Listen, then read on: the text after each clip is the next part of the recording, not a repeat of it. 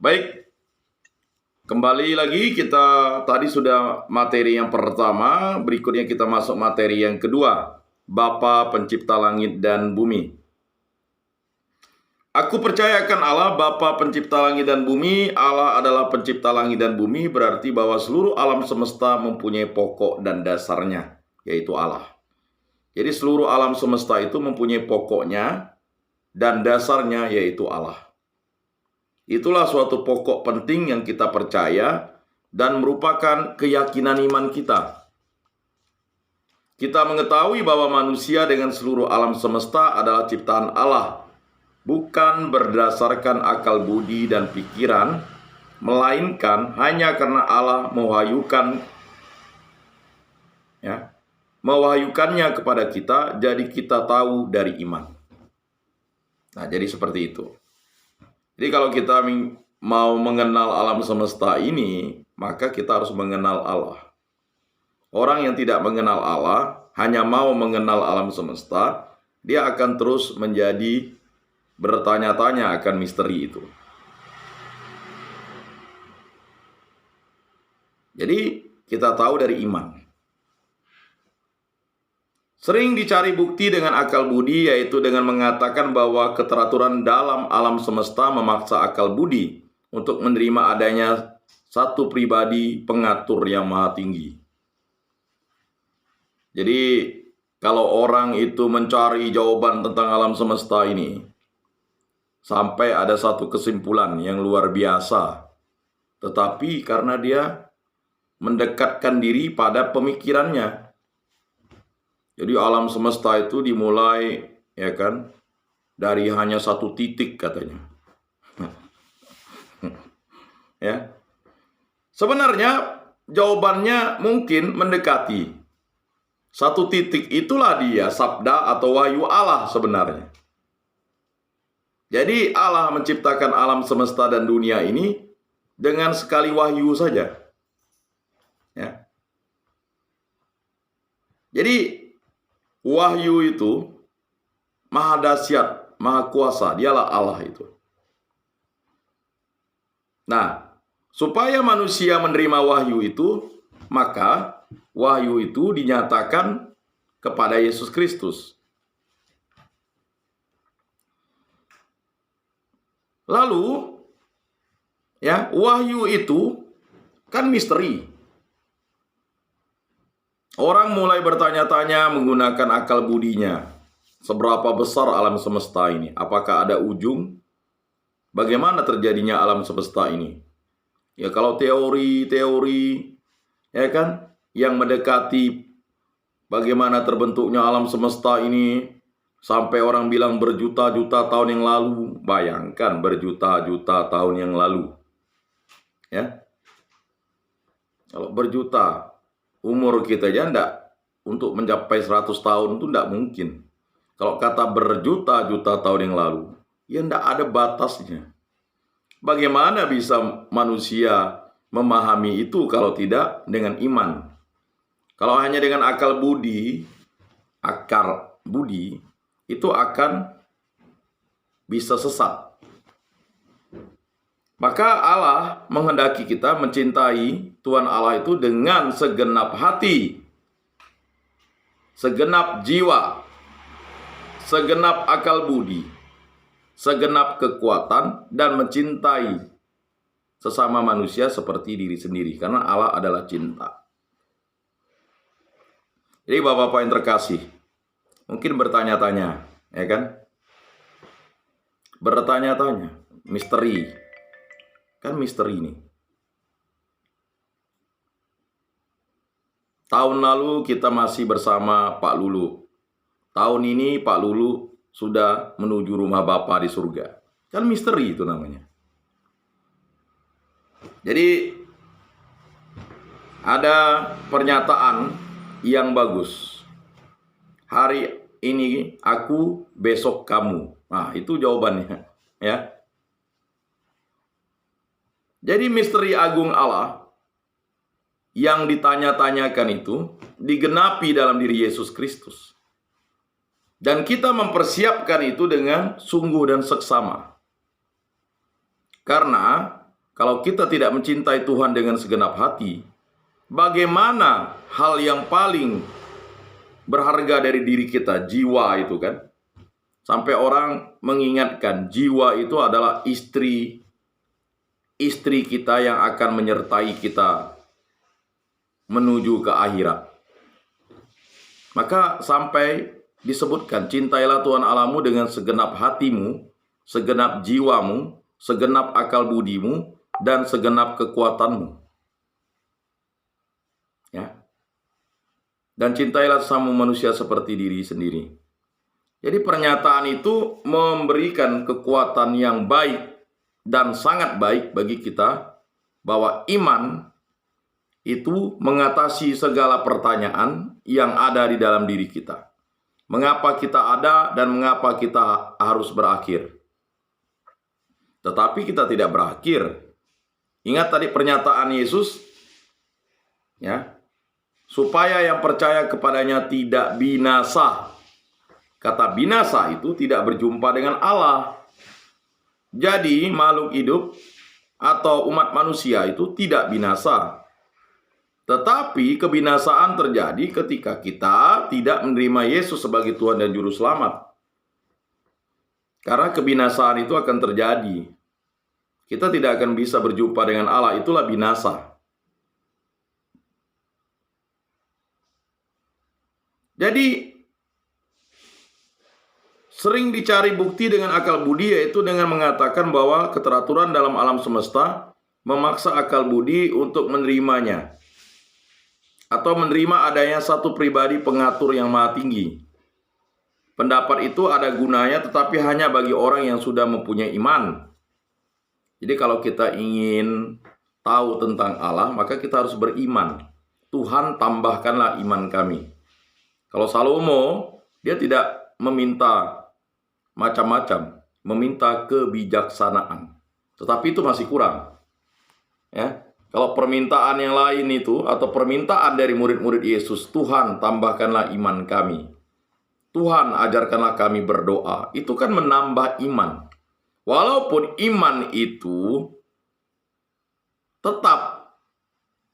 tetapi bagi manusia, ya, kalau dia mundur atau statis atau bahkan, ya, kalau diam dan mundur, itu adalah pengkhianatan bagi gereja. Itu suatu pernyataan yang luar biasa. Contohnya misalnya hari ini kita tidak hadir, diam dan statis saja. Sebenarnya pertumbuhan iman kita tidak tumbuh.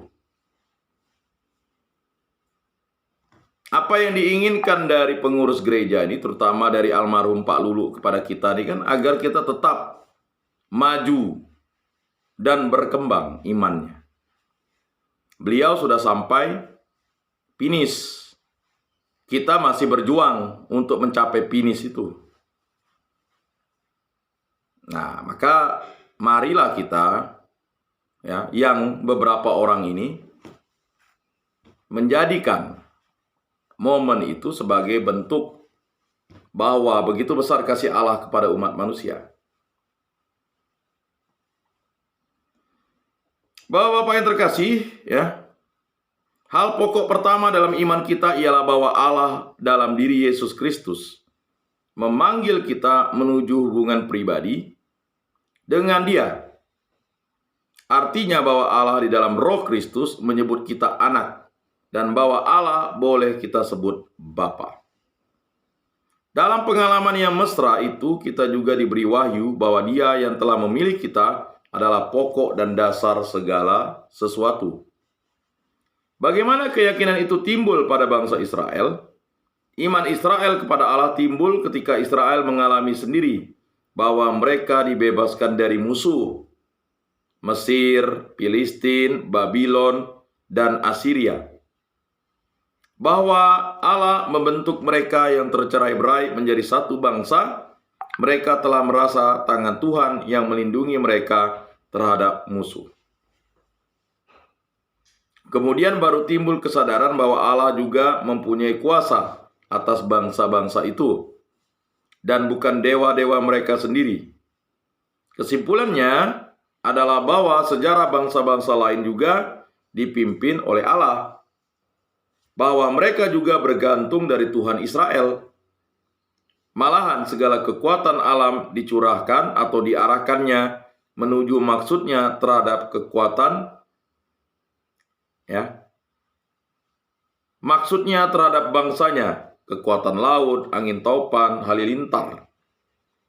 Maka seluruh kekuatan alam berada dalam tangannya.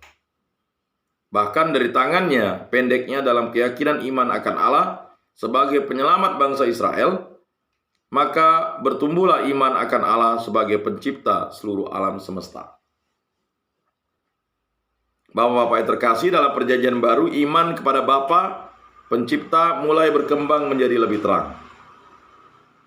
Sejak Kristus berada dalam kemuliaan sesudah bangkit, umat gereja yakin bahwa segala sesuatu tercipta oleh Allah dengan perantaraan Yesus Kristus dan menuju Yesus Kristus. Dalam kredo misa, keyakinan iman itu diucapkan dengan perkataan per quem omnia facta sunt. Yesus Kristus, dengan perantarannya segala sesuatu tercipta. Maka kalau kita berdoa dalam nama Tuhan Yesus Kristus, dengan perantaran Tuhan Yesus Kristus yang hidup dan beraja kini dan sepanjang segala masa. Mungkin banyak yang bertanya-tanya ya, khususnya Katolik itu kan doa itu ditutup. Ya, semua doa ini dengan perantaran Tuhan kami Yesus Kristus yang hidup dan beraja kini dan sepanjang segala masa. Itu pernyataan iman yang luar biasa bahwa segala sesuatu itu dengan perantaraan Yesus Kristus. Kata perantaraan itu mewakili atau kata lain dari pernyataan Yesus. Tak seorang pun bisa sampai ke rumah Bapakku tanpa melalui aku. Dan tidak ada nama di kolong langit ini selain nama Yesus yang dapat menghantar kita ke hadapan Bapa di surga.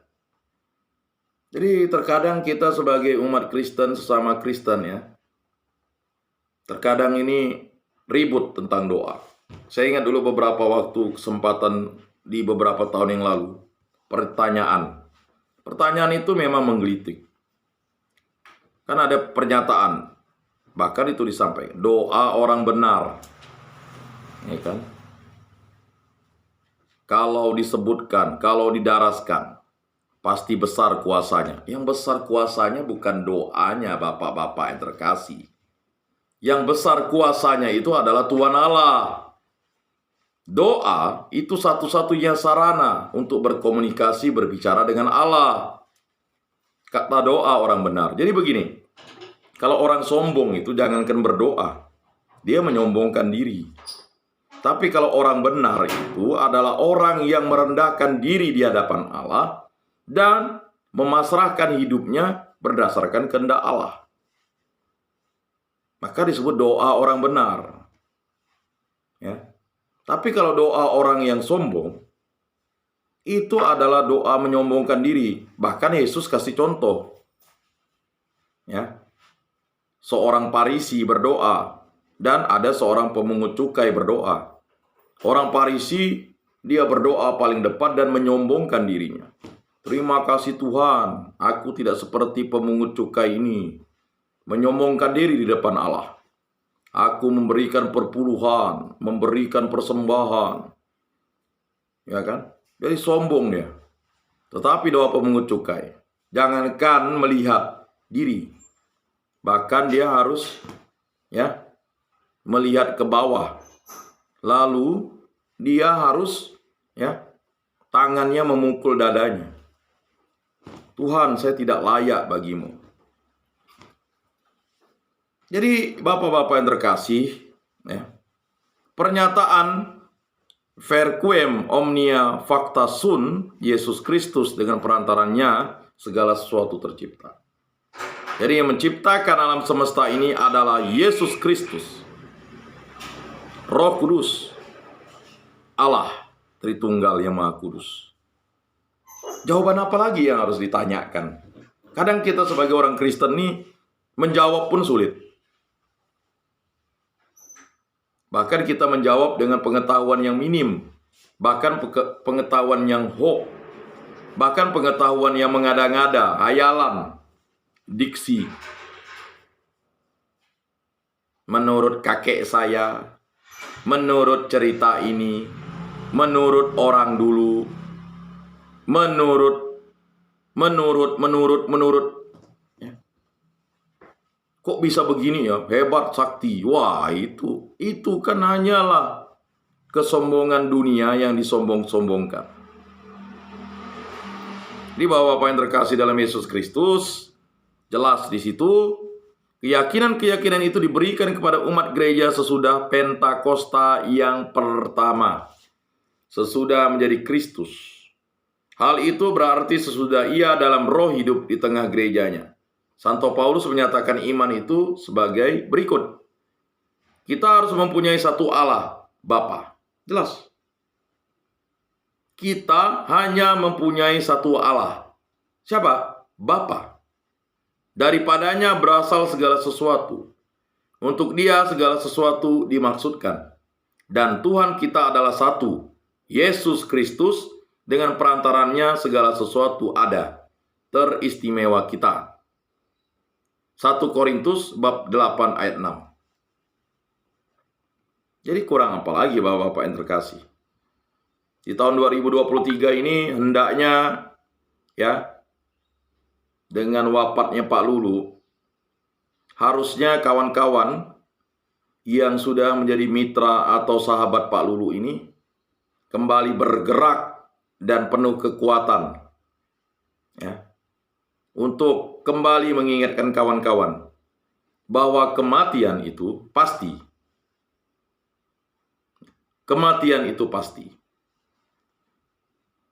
Ya. Jadi kalau kematian itu pasti, kita harus selalu bersandar kepada kehendak Allah. Jadi tidak ada sesuatu kematian tidak pasti. Sudah berada di tempat ini pun ya, masih tidak ada pertobatan yang sungguh, ya terlalulah itu namanya. Dengan demikian kita menarik kesimpulan bahwa dunia ini, alam semesta ini adalah baik dan suci. Allah sendiri di dalam putranya sudah menjadi dunia. Yesus adalah sungguh manusia, dilahirkan oleh Maria, dilahirkan dari seorang wanita, kata Santo Paulus. Yesus adalah anak manusia seperti kita. Sebab itu ia menyebut dirinya putra manusia. Tidak ada bukti yang lebih besar untuk cinta kasih Allah kepada dunia daripada diberikannya putranya yang tunggal, supaya dunia memperoleh kehidupan yang kekal. Allah tidak memerlukan suatu rumah kebaktian istimewa, sebab alam semesta ini adalah kenisa Allah. Di dalamnya kita memuliakan Dia.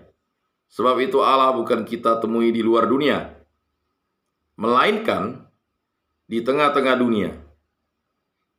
Surga ialah dunia ini.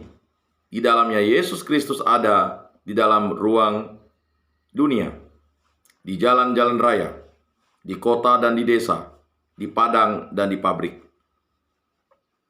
Nabi-nabi dalam perjanjian lama sudah meramalkan bahwa dengan kedatangan Mesias, arka kebaktian akan menghilang. Yeremia bab 3 ayat 6. Bahwa semuanya adalah sama suci dengan kenisah. Zakaria 14 ayat 20-21. Di Yerusalem baru yang dilukiskan oleh Yohanes dalam kitab Wahyu tidak terdapat kenisah lagi.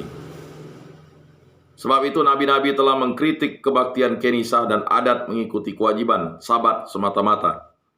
Kadang-kadang dengan demikian keras dilontarkannya celanya, sehingga segala kebaktian kenisah seakan-akan tidak berguna rupanya. Yaitu apabila keadilan dan cinta kasih terhadap orang dalam penderitaan tidak diingat. Amos bab 5 ayat 20 Amos bab 5 ayat 21 sampai 27. Suatu awasan bagi kita bahwa kewajiban agama yang kita bataskan pada hari Minggu dan doa-doa tidak berkenan di hati Allah. Dalam iman kepada Allah, Bapa Pencipta, kita melihat Yesus Kristus yang memegang segala. Putra ditentukannya menjadi Tuhan dari segala yang ada. Dengan perantarannya dijadikannya alam semesta. Ialah yang memegang dan memelihara semuanya dalam sabdanya yang maha kuasa. Ibrani 1 ayat 3-5. Semuanya berada di dalam Yesus Kristus. Seluruh alam semesta teristimewa kita. Kata Santo Paulus tadi, yaitu untuk keselamatan dan kebahagiaan. Itulah dasar bahwa kita semua mempunyai tugas untuk turut mengambil bagian di dalam dunia ini. Teristimewa untuk bahagia kita bersama. Dunia ini diberikan kepada kita supaya kita bekerja dan mempergunakannya untuk kepentingan kita bersama.